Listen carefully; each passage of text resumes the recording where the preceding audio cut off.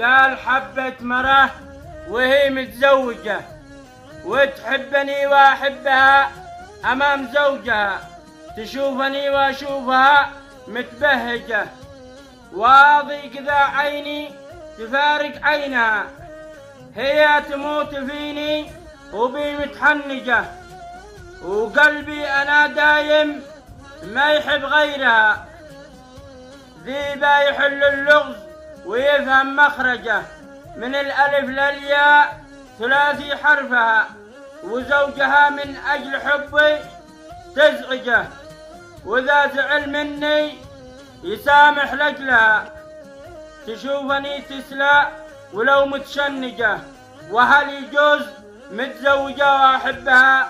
وهل يجوز متزوجة وأحبها؟ قصيدة من كلمات الشاعر أبو هاشم هشام المدار، واللغز للأذكياء.